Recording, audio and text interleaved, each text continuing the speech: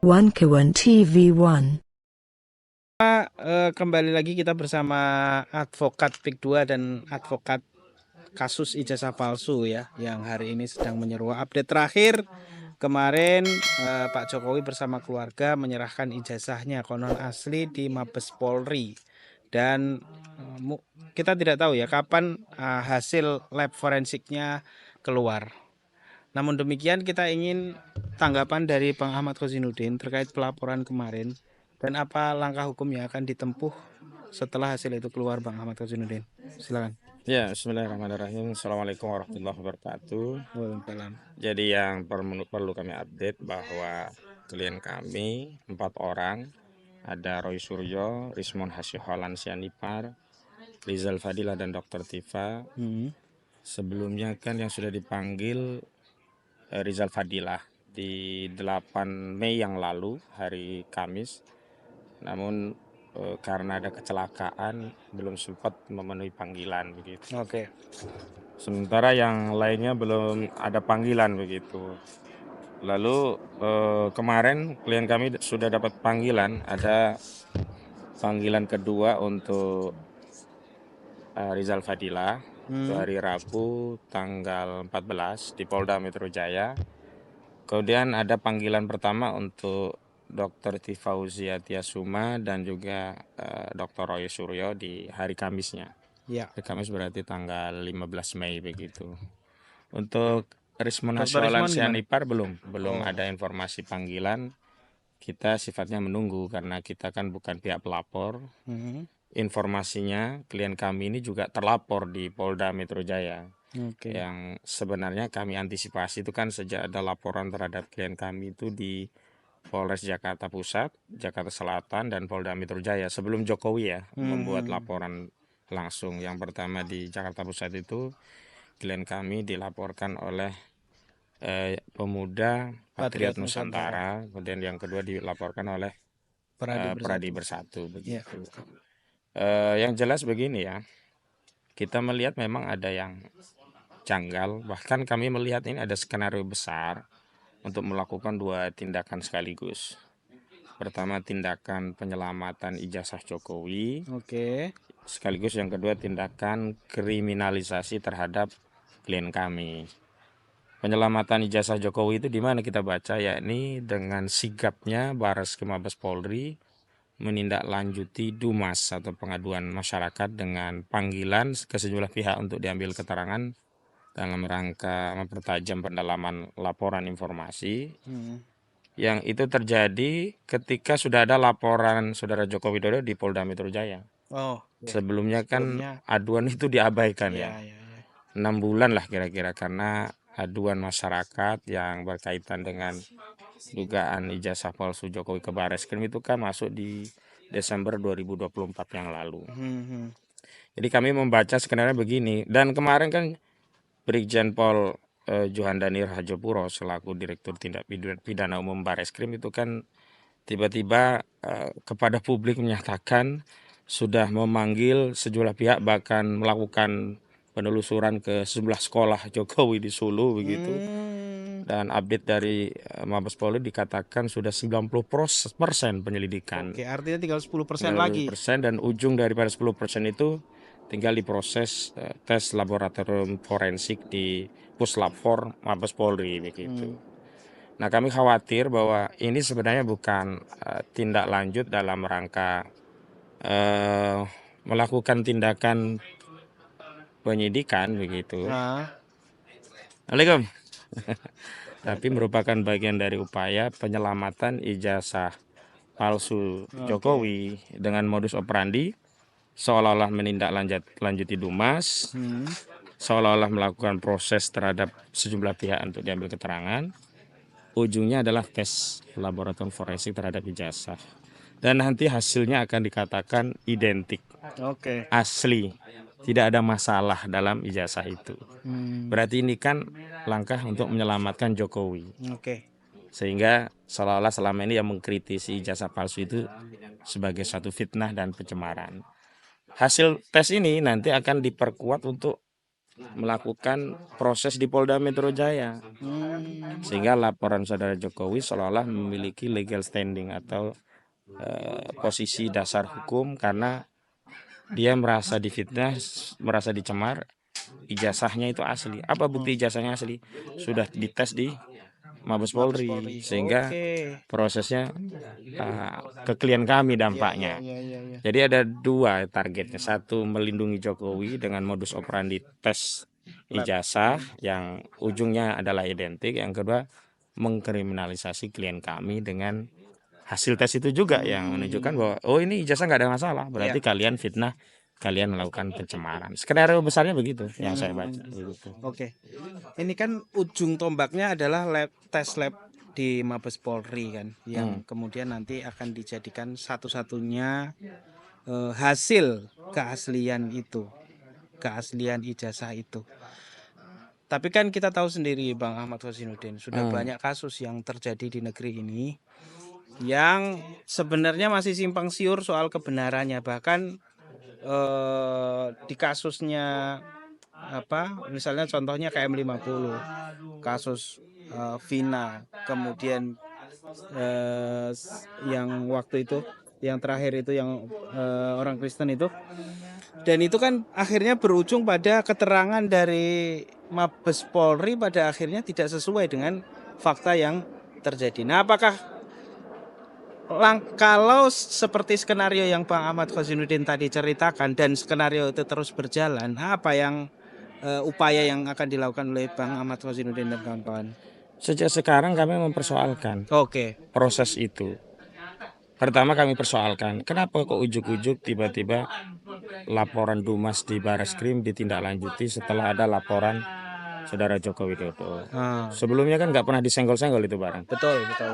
Dibuang, diarsip saja lah ibaratnya. Yang kedua, memang berulang kali kami tegaskan, kami menolak hasil lab itu sejak awal, sejak hari ini, bukan nanti ya. Sejak hari ini. Karena ada problem gitu. Dan problem tes di Mabes Polri itu bukan soal teknologi, bukan soal material, bahan, alat, dan seterusnya ya. Problemnya adalah legitimasi. Jadi hari ini institusi Polri itu mendapat masalah dua hal. Ini berkaitan dengan reputasi, juga kredibilitas gitu loh. Makanya agar nanti hasilnya itu bisa punya legitimasi di tengah masyarakat, kami mengusulkan sejak awal proses uji laboratorium forensik ini harus melibatkan banyak pihak. Jangan hanya institusi Polri. Bukan berarti institusi Polri tidak dilibatkan, tidak. Sampingkan ya, bukan tetap terlibat, tapi ada juga nanti perwakilan dari klien kami karena kami akan terdampak dari hasil tes lab ini, gitu loh. Dan kita cari adik akademisi, lembaga yang netral, juga kita ambil dari luar negeri yang punya spesifikasi yang bisa kita jadikan rujukan, termasuk hadirnya negara dalam sengketa ini diwakili dari apa ya, DPR membentuk pansus untuk mengungkap ya kasus ijazah Jokowi ini gitu, karena DPR kan punya fungsi controlling terhadap eksekutif. Jadi wakil pemerintah sudah diwakili oleh polisi. Nah, wakil DPR harus ada pansus yang hadir dalam proses audit forensik ini gitu. Ada wakil dari kami selaku pihak yang akan terdampak. Kenapa? Kalau hasil tesnya nanti dinyatakan identik asli, klien kami dianggap oh berarti benar kalian mencemarkan, kalian melakukan fitnah gitu. Nah, nanti ada pihak-pihak netral ya, akademisi, praktisi yang memang concern di bidang forensik ya, yang kemudian hasilnya nanti apapun itu akan legitimate ya. Kalau hari ini ujuk-ujuk polisi tiba-tiba bikin tes sendiri, diumumin sendiri ya, nanti hanya mengikat bagi polisi, masyarakat akan mengatakan loh kami kan nggak dilibatkan. Apa dasarnya kami harus percaya hasil lab itu? Apa dasarnya kami harus terikat dengan lab itu? Walau secara otoritas memang yang berwenang mereka, tapi secara substansial hari ini kan institusi Polri banyak masalah kredibilitas dan reputasi tadi gitu. Kecuali Polri hanya akan menggunakan kacamata kuda. Ya pokoknya saya lakukan, kalian terima atau tidak terserah. Seperti kasus KM50 kan kita tahu dipaksakan, yang penting ada pihak yang dipertanggungjawabkan walaupun nanti di Bebas sidang begitu. onslah ya. Dan bahkan korbannya di KM 50 itu kan sempat juga jadi tersangka walaupun akhirnya diangkat statusnya karena sudah meninggal dunia begitu. Jadi praktik-praktik seperti ini saya kira tidak mendidik bangsa kita menjadi ngerti hukum dan paham bahwa hukum itu tujuannya untuk menegakkan keadilan. Akhirnya bangsa ini jadi dirusak dan di benak masyarakat itu makin melekat. Oh, hukum itu hanya untuk melayani kekuasaan, melayani pesanan. Dalam hal ini melayani pesanan Saudara Joko Widodo yang melaporkan perkara klien kami di Polda Metro Jaya. Ini kan gak elok gitu. Betul. Dan saya kira kalau kita mau bicara tentang pertaruhan ya, kasus ijazah palsu ini adalah pertaruhan reputasi sebuah bangsa, negara. Bukan hanya reputasi institusi Polri, bukan. Sebenarnya ini momentum yang baik bagi institusi Polri untuk membangun kredibilitas dan reputasi setelah sekian lama, nyaris 10 tahun lah di era Saudara Joko Widodo kan kredibilitas institusi Polri kan turun luar biasa begitu. Kita ingat di zaman Jokowi lah orang berbicara, berpendapat, aktivis itu ditangkap-tangkepin. Ada yang pasal makar, pasal ITE, ujaran kebencian, hoax, macam-macam. Ya kalau memang timnya mau berbenah ini baik. Gitu. Berarti apa ukuran momentum berbenah itu kita percaya sebagai sebuah ikhtiar yang ikhlas memang untuk kebaikan bangsa. Saya tadi prosesnya transparan, melibatkan sejumlah pihak, jangan dikooptasi oleh Puslap Polri sendiri. Jadi ingat, mohon maaf, kami tidak pernah meragukan material, alat, walaupun nanti yang dites yang mana kita kan persoalan lain ya. Cuman kredibilitas ini yang menjadi soal. Kredibilitas ini yang tidak transparan sehingga mohon maaf sebelum diumumkan hasilnya itu masyarakat sudah pasti nanti ujungnya begini begitu. Gitu Bung Arief. Iya ini kan menarik ya Bang Ahmad Khosinuddin ya. Kalau kita perhatikan apa yang disampaikan Jokowi sebelum melaporkan itu kan dia merasa terhina sehina-hinanya. Sebelumnya dia tidak mau memberikan ijazahnya kecuali kalau dipanggil kecuali kalau di pengadilan. Tapi kan kita tahu sendiri Bang Ahmad Khosinuddin, peristiwa soal ijazah palsu ini bukan kemarin sore, tapi sejak 2 atau 3 tahun yang lalu, dan itu juga sudah disidangkan di pengadilan Jakarta Pusat, kemudian pengadilan Surakarta, kembali lagi ke pengadilan Jakarta Pusat. Artinya kalau kita melihat rentetan ini, sebenarnya masyarakat ini capek Bang Ahmad Khosinuddin. Ngelihat ini kok tidak berkesudahan gitu loh. Apalagi mendengarkan tadi Bang Ahmad Khosinuddin menyampaikan bahwa ini ada dugaannya nanti akan seperti skenario yang Bang Ahmad Khosinuddin. Nah, apa yang ingin Pak Ahmad Khosinuddin sampaikan kepada masyarakat yang melihat ini? Jadi ada yang berpikir begini, hopeless akhirnya, wah ini kemungkinan asli nih. Ada juga yang berpikir, akhirnya dia bingung menentukan apakah ini asli atau palsu. Ada juga yang berpikir kalau kemudian ini ternyata palsu pun ini tidak berkonsekuensi hukum terhadap tindakan-tindakan Pak Jokowi selama 10 tahun. Itu kemarin disampaikan oleh Pak Mahfud MD. Nah, melihat dinamika yang sedemikian rumit ini apa komentarnya Bang Ahmad Khosinuddin? Ya. Coba kita refleksi pada peristiwa sejarah Islam ya. Terutama pada peristiwa Sirah Nabawiyah sampai generasi sahabat ya. Dulu di era sahabat begitu, bahkan sampai tabiin ya, era tabiin. Mungkin sebagian tabiin ya, ketika ada seseorang menyatakan, saya mendengar Rasulullah berkata ya demikian, itu orang langsung percaya. Kenapa? Dulu belum ada fitnah terhadap hadis. Tidak ada orang yang berani mengklaim ini redaksi Rasulullah padahal tidak ada. Tidak ada yang berani menyatakan ini perbuatan Rasulullah padahal tidak ada. Itu tidak ada berani. Lalu tiba-tiba timbullah fitnah di sejarah periode awal Islam itu ya. Fitnah itu apa? Fitnah terhadap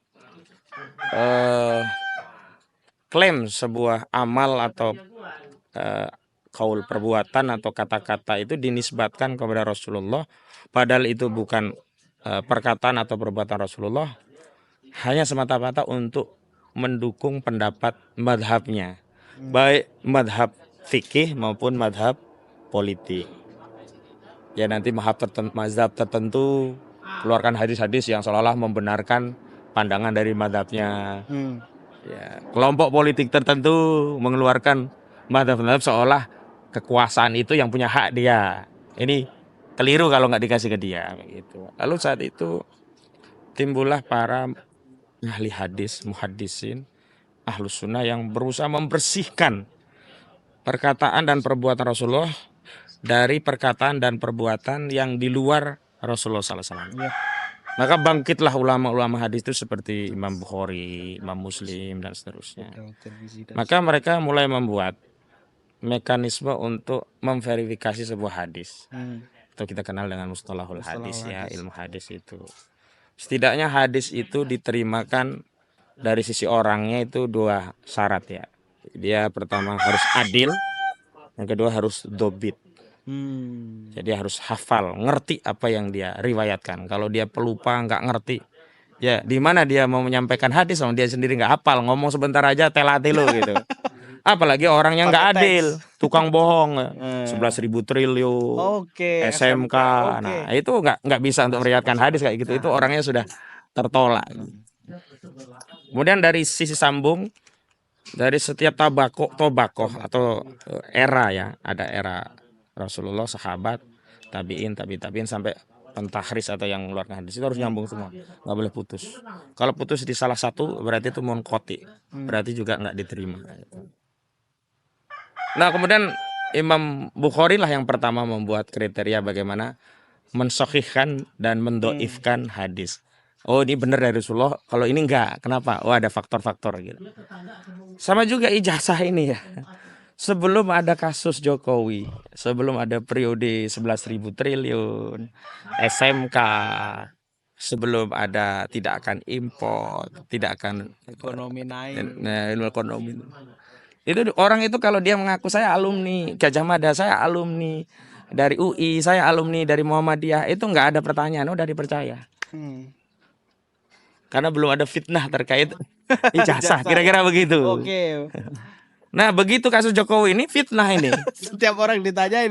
Iya, jadi orang hari ini ketika menyatakan alumni apa lalu berpikir jangan-jangan seperti Jokowi begitu.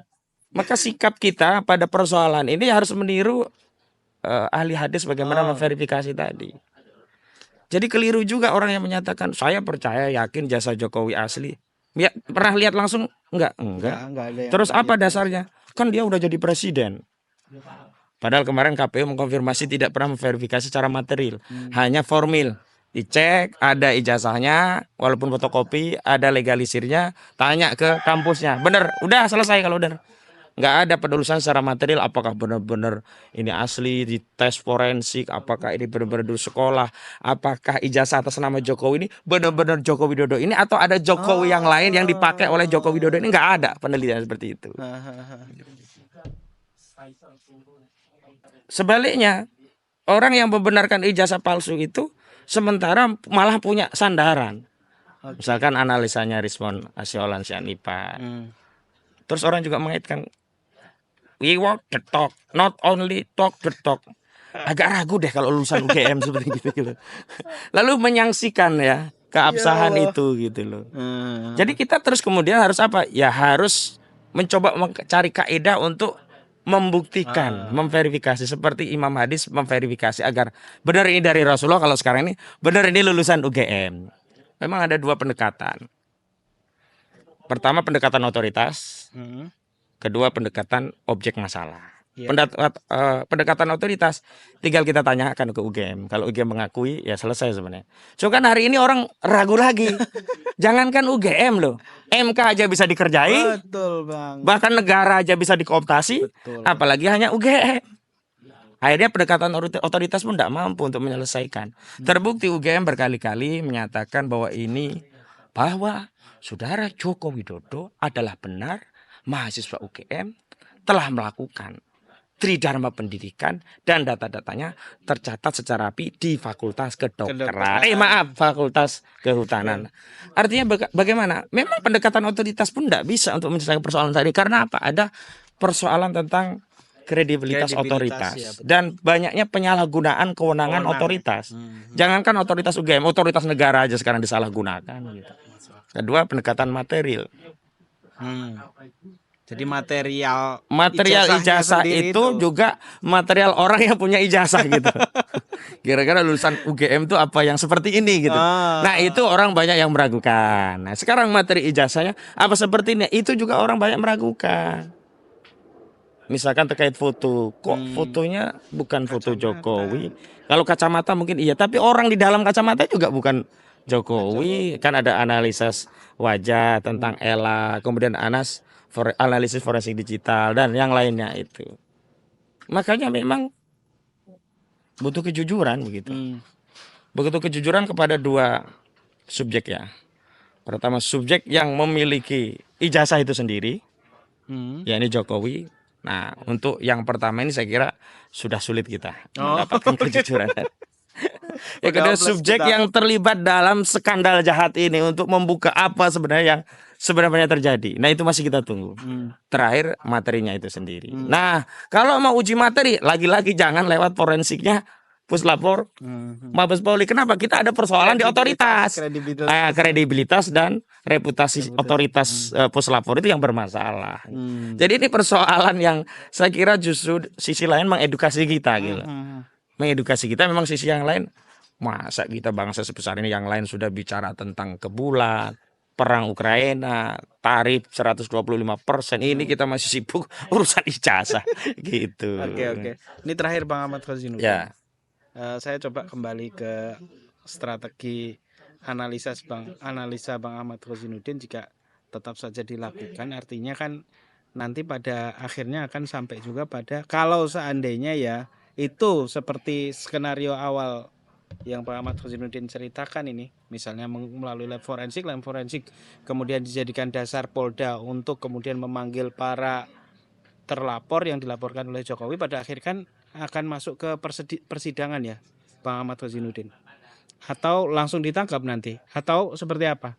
Saya sih katakan nggak bisa gitu juga. Oke. Makanya nanti kalau itu jadikan dalih bahwa ijazah itu asli dan dalih untuk mengkriminalisasi klien kami, saya katakan pembuktian ijazah palsu itu bukan berdasarkan tes laboratorium forensik, tapi berdasarkan putusan pengadilan. Bahkan putusan pengadilan yang berkekuatan hukum tetap. Nggak bisa statement ini asli atau tidak itu diwakili oleh polisi. Nggak bisa, nggak punya kewenangan. Polisi itu di penyidikan hanya menduga. Paling kalau itu dikatakan asli, dugaannya asli gitu doang. Belum yakin, belum punya konsekuensi mengikat secara publik. Kenapa di dalam penyidikan itu kan namanya dugaan-dugaan, diuji lagi nanti di proses persidangan. Banyak kok dugaan-dugaan yang diproses di penyidik itu di persidangan nggak terbukti.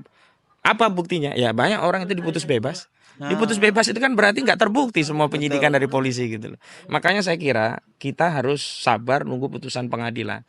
Jangan percaya kalau itu baru hanya hasil penyidikan, apalagi di tengah kredibilitas institusi Polri itu hari ini meragukan, di mana Kapolrinya masih orang yang ditunjuk oleh Jokowi. Ada lagi sekarang ungkapan ada parcok ya, partai coklat. Sehingga visi dalam kasus ini sulit untuk kita yakinkan publik bahwa ini murni fungsi penegakan hukum. Jelas ada visi politik parcok. Ya ini apa misinya? Menyelamatkan Jokowi. Begitu. Oke, kalau gitu, kalau seandainya dasar putusan pengadilan kan selama ini belum ada. Nah makanya itu. Makanya bohong ya, saya katakan bohong kuasa hukum Jokowi yang menyatakan ijazah Jokowi itu sudah menang. Apalagi dikatakan sudah teruji itu asli. Nggak ada satupun putusan yang menyatakan Jokowi menang. Apalagi putusan yang menetapkan bahwa ijazah yang dimiliki saudara Jokowi itu asli. Nggak ada. Justru ayo kita sabar, tunggu proses pengadilan di Surakarta yang sedang bergulir. Tunggu pula proses yang ada di Pengadilan Negeri Sleman, karena sekarang ada masuk lagi gugatan perdata di Pengadilan Negeri Sleman. Siapa ya Bang itu Bang? Itu yang digugat UGM, rektor termasuk Kasmujo itu digugat itu. Masih terkait ijazah Jokowi juga. Siapa itu Bang penggugatnya? Lupa saya, nanti tinggal googling saja, ada di Sleman ya. Oke. Yang jelas harusnya Polda Metro Jaya menghentikan dulu kasus klien kami. Yuk bareng-bareng kita hormati proses yang berjalan di Pengadilan Negeri Surakarta. Begitu. Oke, baik. Cukup ya. Cukup teman-teman semua, karena di waktu juga kita juga sudah akan ada agenda lain. Terima kasih yang sudah menonton. Wassalamualaikum warahmatullahi wabarakatuh. Waalaikumsalam warahmatullahi wabarakatuh.